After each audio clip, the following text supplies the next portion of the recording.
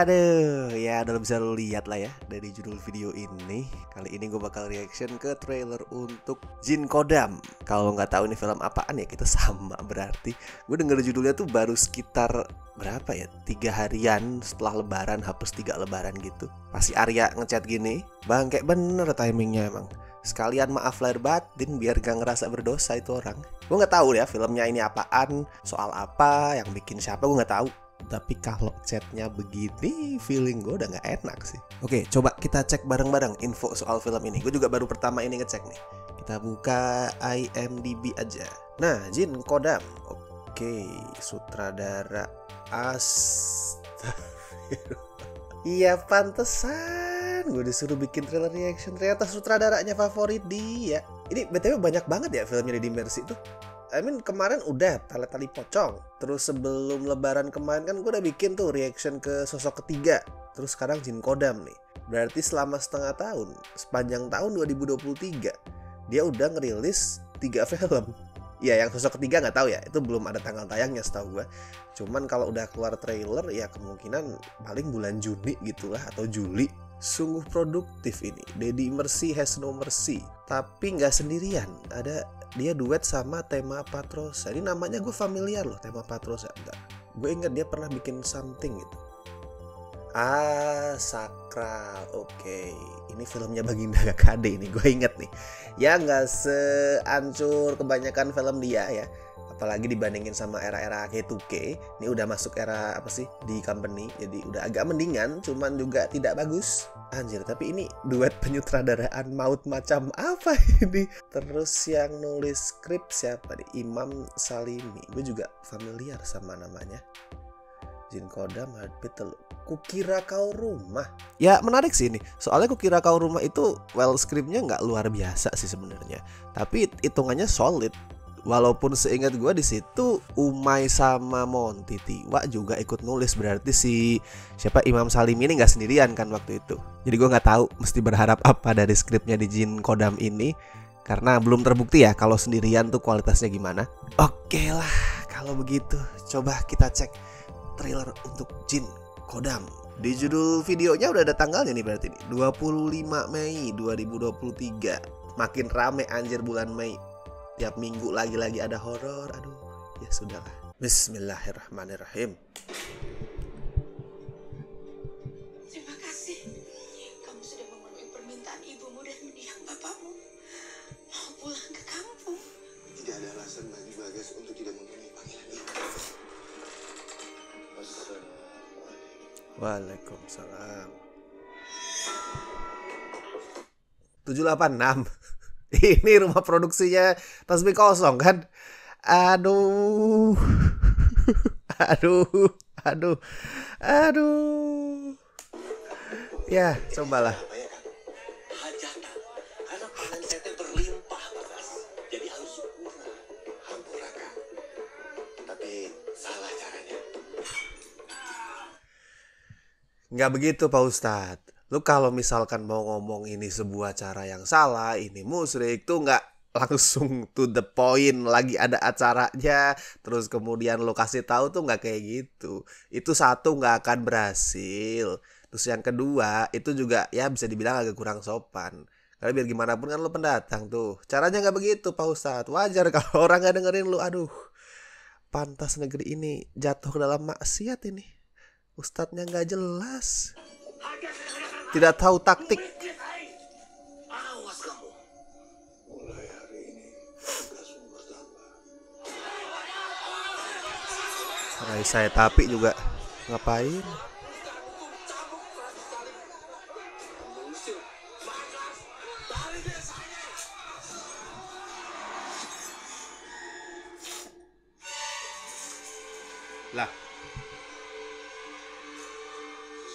Lah. Sudah yakin kalau dia yang menjadi pangkat masalah. Oh, dia dibunuh.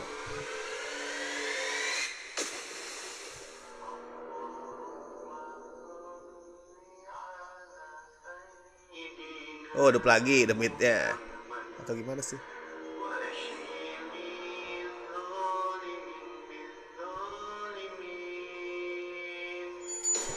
Apa tuh? Anjir. Jam scare-nya orang-orang naik sepeda ya.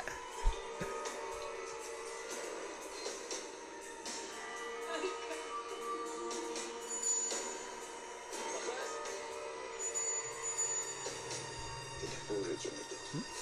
Lagi Fedli.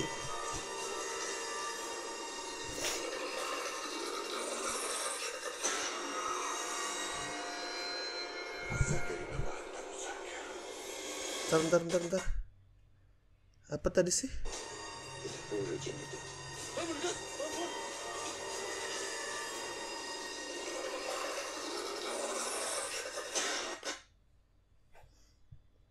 Bapomet atau monyet sih? Kayaknya Bapomet itu ada apa sih nih? Tanduk. Oke. Jin kodamnya berbentuk Bapomet. Ya, gue nggak terlalu paham sih sebenarnya soal dunia perkonikan ya.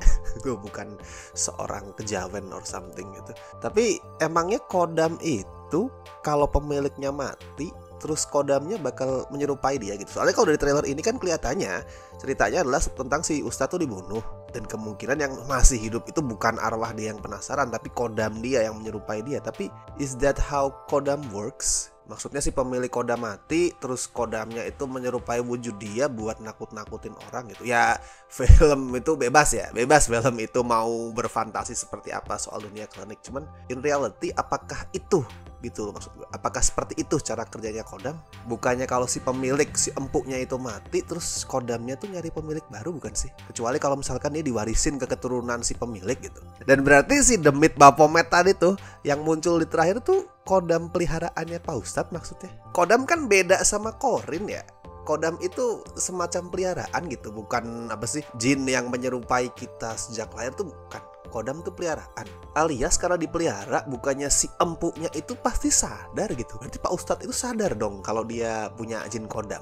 Terus dia pelihara atau gimana? Gue gak tahu. Correct me if I'm wrong ya. Gue cuman recall dari cerita-cerita yang gue dengar dari diskusi-diskusi yang pernah terjadi soal hal-hal begituan. Kalau ada yang paham soal perkodaman mungkin bisa mengoreksi gue di kolom komentar. Tapi poin tadi bisa jadi hal yang menarik sih buat ceritanya. Maksudnya andaikan ternyata Pak Ustadznya itu memang punya kodam kan, jadi ada ambiguitas moral di situ, asik. Dan ada hal menarik lain nih. Gue nemu hal menarik lain. Ustadznya kan mati tuh, terus meneror warga. Ya walaupun kemungkinan lebih tepatnya kodamnya sih ya yang neror, tapi pakai wujudnya kan wujud si Ustadz, wujud seorang cowok. Film horor kita kan jarang tuh pakai penampakan Demit itu cowok. Biasanya cewek kayak kuntilanak, sundel bolong, misalkan dia tuh korban pembunuhan atau pemerkosaan atau bunuh diri karena sakit hati dan segala macam. Mayoritas kan cewek. Jadi muncul kesan kayak gini loh, ceweknya tuh nggak berdaya banget sampai untuk mendapatkan keadilan dia harus mati dulu. Kenapa lo nggak bikin film yang memberi keadilan buat si cewek pada saat dia masih hidup gitu kasarannya. Nah di sini Demitnya cowok, itu beda, itu menarik loh sebenarnya. Biasanya kan cowok tuh kalau di film horor, kalau sebagai sosok yang mistis, bukan Demitnya, bukan korban kejahatan yang kemudian bangkit lagi jadi Demit neror, itu bukan itunya. Biasanya tuh misal perwujudan iblis kayak si Adipati di para betina dengan apa ketawa asmanya dia itu, nah misal kayak gitu, atau dukun ilmu hitam. Nah antara dua itu biasanya. Intinya di beberapa poin yang gue sebut di atas, jin kodam sebenarnya punya potensi narasi yang menarik loh. Tapi sayang ada satu kekurangannya, trailernya tidak menarik. Trailernya boring anjir. Gue bisa mendapatkan poin-poin narasi yang menarik tadi ya karena gue perhatiin deh. Gue sebagai orang yang sering review film, gue harus bisa membaca oke kira-kira ini ceritanya seperti apa gitu. Tapi kalau penonton awam yang gak mikir sampai situ, gue ragu gitu apakah mereka akan wah ini horor yang seram, horor yang seru tuh. Gue ragu mereka bakal mikir kayak gitu. Gak ada poin menarik di trailer ini. Ya datar aja gitu, flat. Ada obrolan, penjahatnya saling bertengkar, berdebat, ada orang naik sepeda gitu.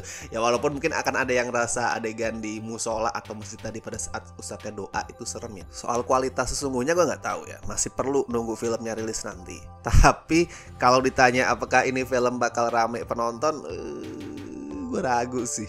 trailernya terlalu flat buat bisa survive di tengah gempuran horor yang lagi rame ini. Buat orang yang nyari sesuatu tontonan horor beda, ini tidak terlihat berbeda. Buat orang yang suka horor-horor yang bukan dedemitan, yang mungkin bisa dibilang agak art house ya, ini bukan tontonan horor art house jelas. Tapi kalau buat penonton yang suka jump scare banyak, terus apa sih, tontonan seru gitu, ini juga tidak terlihat seru, nggak terlihat banyak jump scare. Jadi kayak kemasan materi promosinya nggak terlihat menarik untuk kalangan penonton manapun. Ya tapi mari kita tunggulah. Kita tunggu besok pas rilis tanggal berapa tadi? 25 Mei. Kalau gimana setelah nonton trailernya? Apakah lo tertarik untuk nonton Jin Kodam ini yang ternyata berasal dari sutradara favoritnya Bapak Arya sekali lagi, dan dari rumah produksi yang juga memproduksi debut actingnya dia. Pantesan anjir gue disuruh nonton ini, ternyata promosi terselubung. Seperti biasa gue ingetin, jangan lupa like video ini, subscribe Cineklip, dan misalkan mau ngasih donasi seikhlasnya untuk membantu kami, bisa klik tombol super thanks di bawah. So gue Rashid Hari, sampai ketemu di trailer reaction berikutnya.